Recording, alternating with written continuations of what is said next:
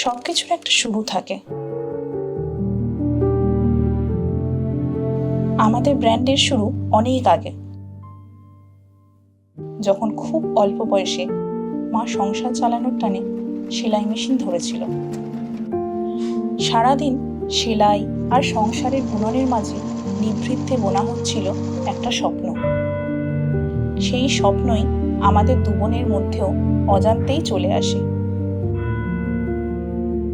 আমরা বড় হয়েছি